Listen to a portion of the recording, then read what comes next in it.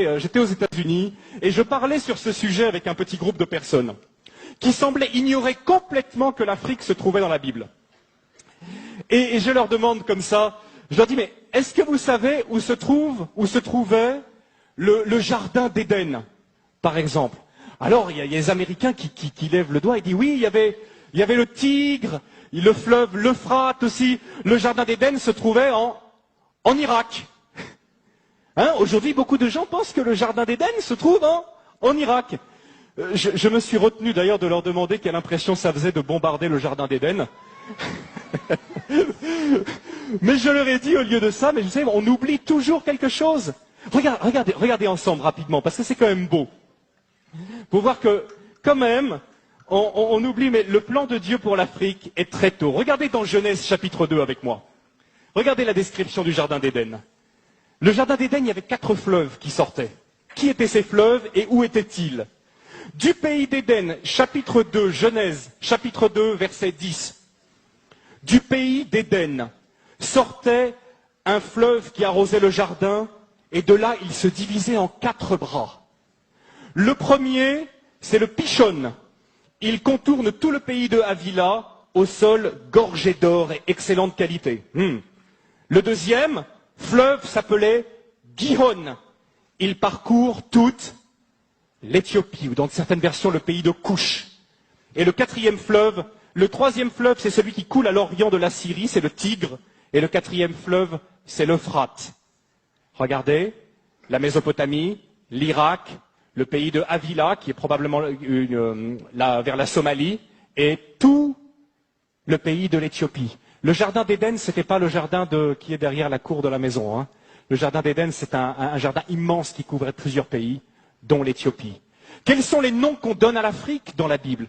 Les noms qu'on donne à l'Afrique, ce sont Couche, qui veut dire Éthiopie, Mitzraïm, qui veut dire l'Égypte, et Put, qui veut dire la Libye actuelle, la Cyrénaïque. Au temps biblique, et jusqu'à une époque, jusqu'à peu près au 4-5e siècle après Jésus-Christ, ces 3 régions qui couvraient toute l'Égypte, la Libye, le Soudan, l'Éthiopie, toute la corne de l'Afrique, regroupaient probablement 80% de toute la population du continent qui était très peu peuplée.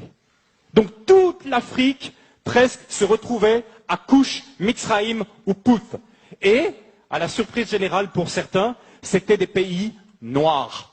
À l'époque, c'était des pays noirs. Vous savez, souvent, quand on pense à l'Égypte, on ne pense pas à l'Égypte comme un pays noir, n'est-ce pas? Hein, on a eu même, quand on est dans les années 50, 60, les péplums sur l'Égypte. Comment elle est, Cléopâtre? C'est Elizabeth Taylor. Elle est toute blanche. Mais la réalité, c'est complètement différent.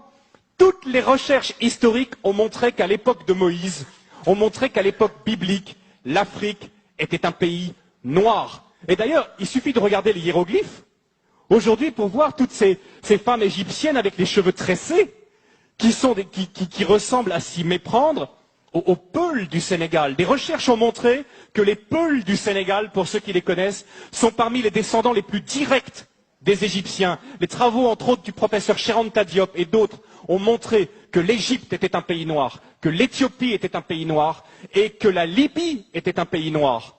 On l'appelait la Cyrénaïque, avec la ville de Cyrène, ou la Tripolitaine. C'est un pays noir. Depuis le début, depuis la Genèse, l'Afrique est là, dans le plan de Dieu. Et quand je demandais à ces Américains quelle était la personne, quel était l'Africain le plus connu de la Bible, ils avaient beaucoup de mal à me répondre. Un Africain? Un Africain dans la Bible? L'Africain le plus connu. Et à votre avis, tenez, qui est l'Africain le plus connu de la Bible? Abraham, pas tout à fait. J'entends pas le nom que je cherche. Noé, non, je pense pas qu'il était tout à fait africain. Adam, et si Adam était dans le jardin d'Éden, il était forcément un peu africain. Bon point pour toi, ma sœur. Moïse. Moïse, né, grandi en Afrique, passé 40 ans de sa vie en Afrique. À une époque, et j'aimerais bien, justement, aujourd'hui, quand on pense à l'Afrique, on pense à quoi? Honnêtement, quelles sont les images qui viennent à nous? Nous qui sommes ici, en Alsace. Je ne sais pas, vous qui regardez Internet, là. Mais on pense à des guerres, on pense à des catastrophes, on pense à des famines, on pense à des ennuis sociaux. Voilà les premières images qui nous viennent lorsqu'on pense à l'Afrique. À l'époque de Moïse et au temps biblique, l'Afrique, c'était pas du tout ça. D'abord, l'Égypte était la première puissance économique du monde. Est-ce que vous savez que pendant plus de 1000 ans, c'est l'Égypte qui a nourri tout le bassin méditerranéen par son blé?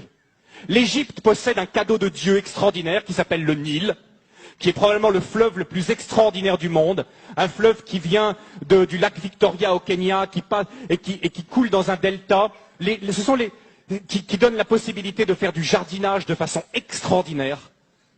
Le Nil, c'est un cadeau de Dieu. Le Nil, c'est ce qui permet à l'Égypte d'avoir toujours été riche. Et quelque chose de très intéressant aussi, ce sont les Égyptiens qui ont inventé le jardinage. Les pastèques que nous mangeons en été, ce sont les Égyptiens qui l'ont cultivé les premiers. À l'époque, l'Égypte était la première puissance économique du monde. Aujourd'hui, l'Afrique est la dernière puissance économique en tant que continent. Mais il n'en a pas toujours été de même. Ce qui se passe aussi, c'est que l'Afrique était la première puissance militaire à l'époque. Si jamais, l'armée de Pharaon, l'armée éthiopienne, tenez, quelle est la plus grande armée qui est mentionnée dans l'Ancien Testament? C'est quelle armée? Une armée de combien? C'est une armée d'1 million de personnes qui est l'armée du roi d'Éthiopie. À l'époque, l'Afrique était une puissance militaire qui faisait trembler.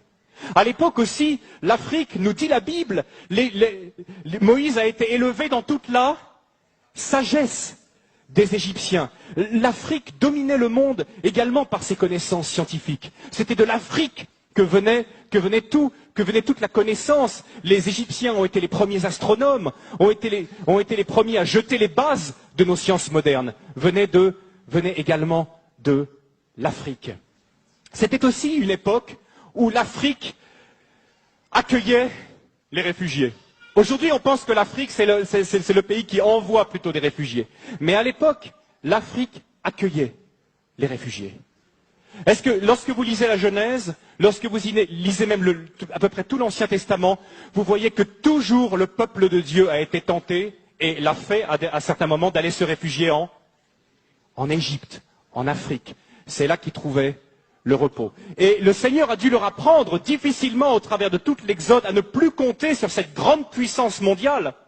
Et si Dieu a humilié l'Égypte, il n'a pas humilié un pays faible, mais il a humilié un pays qui était la première puissance mondiale.